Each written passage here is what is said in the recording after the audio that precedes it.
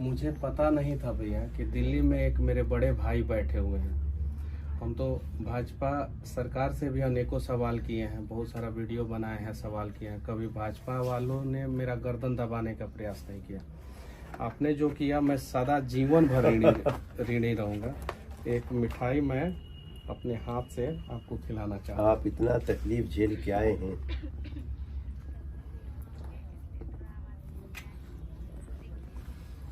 हम आपके संघर्ष को सैल्यूट करते हैं और आपकी निष्ठा को, बिहार के प्रति आपके भाव को, और हम हमेशा आपके साथ हैं। देखिए, बीजेपी कभी भी मीडिया की स्वतंत्रता, निष्पक्षता को चैलेंज नहीं करती। और मेरा 5000 वीडियो है जिसमें 4000 बीजेपी शासित प्रदेश में घूम घूम के है। यूट्यूब पे सारा साक्ष्य है, प्रमाण है, कोई भी जाके देख सकता है। यूपी में, लेकिन आपकी बातों में दम है, आपकी दलील में दम है, उससे हमको सीखने की आवश्यकता है। अगर कोई आदमी, हमारे प्रधानमंत्री जी क्या कहते हैं, आप आवाज उठाइए, हम उसको उसके तथ्यों के अनुसार हम उसको एक्सेप्ट करने को तैयार हैं, सोल्व करने को तैयार हैं। तो हम तो, लेकिन जिन लोगों ने, जिनको गलत ही करना है, उनको आपकी बात बुरी लगी, कोई फर्क नहीं पड़ता। मैं आपको जो है अपने घर पे बुलाना चाहता हूँ। मैं आ रहा हूँ, मैं आऊंगा। घर दिखाना चाहता हूँ जिस घर का, मेरा घर का कुर्की हुआ। अच्छा, जो कुर्की हुआ था, कुर्की हुआ 9 महीना बाद जो है एनएस से मेरे ऊपर से हटा दिया गया। मेरा तो 9 महीना बर्बाद हो गया। कोर्ट ने कह दिया कि नहीं, एनएस से इनके ऊपर जो है गलत तरीके से लगाया गया। अगर एनएस से नहीं लगा होता तो मेरा 9 महीना बचता। मेरा इज्जत जो है उसका मतलब कि ये किया गया। जिस घर को मेरे दादाजी ने बनवाया था, जो चीन के युद्ध में लड़े हैं, मैं वो जमीन दिखाऊंगा जो भारत सरकार ने चीन के युद्ध में लड़ने के दौरान मेरे दादाजी को 4 बीघा जमीन दिया था। अच्छा। वो जमीन भी दिखाऊंगा। मेरे घर से वो जमीन 3 किलोमीटर की दूरी पे है और वो पूरा, मेरा पूरा क्षेत्र जानता है कि रामसागर तिवारी को जो है ये जमीन जो है भारत सरकार 4 बीघा चीन के युद्ध में लड़ने के दौरान दिया था। पूरा क्षेत्र जानता है। दादाजी का नाम था? हाँ, रामसागर तिवारी मेरे दादाजी का नाम अच्छा। था। और उनके द्वारा बनाया हुआ घर का कुर्की हुआ। अगर मैं बनाया होता या मेरे पिताजी बनाए होते उस घर का कुर्की होता। उसकी भी कुर्की हुई? उनके द्वारा बनाया हुआ घर का कुर्की हुआ। कुर्की में जो है मेरा चापाकल उखाड़ा गया, परेशान किया गया। अपराधी का कुर्की होता नहीं है, एक पत्रकार के घर का कुर्की इन लोगों ने कराया। बताइए, अब ये तो आग है दिल में। का मन यहाँ से भी, हम यहाँ इतना दूर से सुनते थे ना, तो हम तकलीफ में आते थे। हम तो गए आपसे मिलने, जेल में मिलने नहीं दिया गया। कोई नहीं, अब मनीष बाबू आप आगे बढ़िए। और मैं पत्रकार हूँ, मैं गलत करूंगा तो मेरे ऊपर एफआईआर होना चाहिए ना। मेरे कैमरामैन के ऊपर एफआईआर क्यों हुआ? चलिए, मेरे कैमरामैन के ऊपर एफआईआर कर दिया।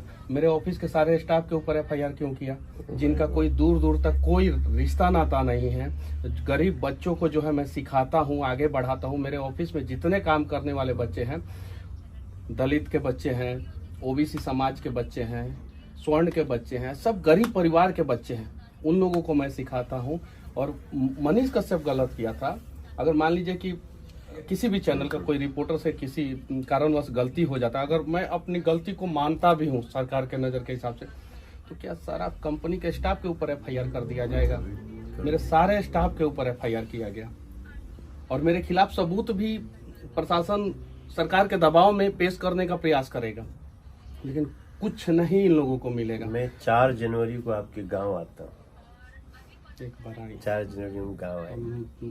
और देखिए कि मतलब कि किस स्थिति में हम लोग रहते थे और कैसे हम लोगों को घर का कुर्की हुआ।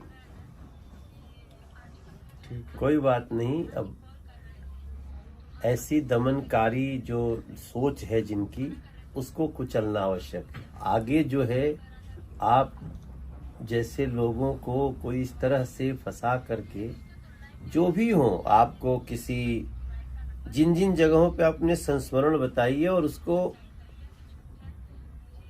जिन्होंने जो किया है उसको सजा मिलनी चाहिए। ये लोकतंत्र है भैया। दमन करने वालों को सजा नहीं मिलेगी तो हम जवाब क्या देंगे किसी को? हम 15 केस में बेल लिया मैं। 15 केस में? 15 केस में 11 केस जो है एक बार में किया गया मेरे ऊपर। 6 तमिलनाडु में, 4 बिहार में और 1 NSA, 11 केस एक बार में, एक वीडियो की वजह से। और वो वीडियो मैंने नहीं बनाया था, जिस आदमी ने बनाया था उससे दूर दूर तक मेरा कोई संबंध नहीं, ना कॉल डिटेल्स, ना कुछ मैच नहीं किया। किसी आदमी ने बनाया, उसके वजह से मेरे ऊपर।